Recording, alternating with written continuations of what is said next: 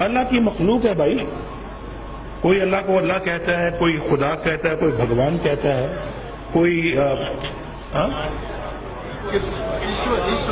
ایشور کہتا ہے. تو سکھ کیا کہتے ہیں؟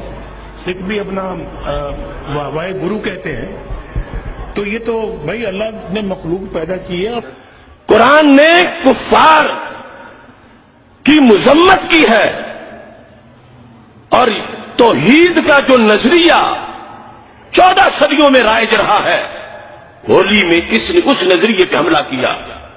کہتا ہے کہ اسی اللہ کو کوئی بھگوان کہتا ہے, اسی کو کوئی ایشور کہتا ہے, اسے کوئی وائبرو کہتا ہے. رب کعبہ کی قسم اللہ بھگوان نہیں, رب کعبہ کی قسم بھگوان اللہ نہیں. اور جو اللہ کو بھگوان کہے وہ مشرک ہے, کیونکہ اللہ وحدہ لا شریک ہے اور بھگوان کے ماننے والے مشرک ہیں, جہنمی ہیں, اور اللہ کے ماننے والے جنتی ہیں.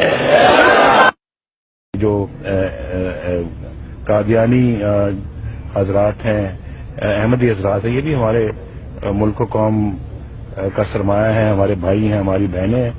یہ جو قادیانی حضرات ہیں, احمدی حضرات ہیں, یہ بھی ہمارے ملک و قوم کا سرمایہ ہے, ہمارے بھائی ہیں, ہماری بہنیں. ہم میاں نواز شریف کو بھی کہتے ہیں اپنا قبلہ ٹھیک کر لے, اللہ سے توبہ کریں, ورنہ اللہ کا کہر پڑے گا, اس کا غضب پڑے گا. قوم نے تیرے سے توقع وابستہ کی ہیں, لیکن قوم توقع وابستہ کر سکتی ہے, لیکن حضور علیہ السلام کے نام سے قوم غداری نہیں کر سکتی. تم نے سمجھا کہ جو مرضی کہہ لے قوم صحیح ہوئی ہے. ہمارے پاس اس وقت ملک میں بھی لیڈر کوئی نہیں, ہم سمجھتے ہیں ہمیں مجبوراً جو ہے بہت سارے لوگوں کا چکاؤ تیری جانب ہو گیا, اور تو بھول گیا کہ شاید جو ہے کتنا بڑا لیڈرشپ تو کوئی نہیں ہے. قوم کی مجبوری ہے کہ لوگ چھوٹی برائی کو قبول کرنے کے لیے تیار ہو جاتے ہیں. قوم کی توقع پہ پورا اترنے کی کوشش کر. اور یہ جو غضب کیا اور ظلم کیا مرزائیوں کو جو ہے وہ بھائی کہا, مرزائی ختم نبوت کے باغی ہیں, رسول اللہ کے دشمن ہیں. مرزا قادیانی نے کہا ہے کہ جو مجھے نبی نہیں مانتا وہ کنجریوں کی اولاد ہے. جو بدبخت یہ جملے کہیں تو اس کو بھائی کہنے والا ہمارا کیا لگتا ہے؟ اللہ سے توبہ کرے, اللہ سے معافی مانگے, ورنہ اتنا بڑا گناہ کیا ہے جو دنیا بھی برباد کر دے گا, آخرت بھی برباد کر دے گا. یہ اگر ہم اس بحث کو ندیم ملک صاحب اور زیادہ جو ہے وہ ڈیٹیل میں یا گہرائی میں جا کے کریں گے, ان کے متعلق جو ہمارے علماء کرام ہے وہ آپ کہتے ہیں کہ نان مسلم, وہ ان کو نان مسلم تسلیم نہیں کرتے. اور یہ اگر آپ ڈیٹیل میں دیکھیں تو یہ بالکل وہ تمام عقائد اور وہ تمام چیزوں کے اوپر جس میں یعنی ہماری نماز ہے, روزہ ہے, دوسری چیزیں ہیں, یہ سب چیزوں کے اوپر عمل بھی کرتے ہیں.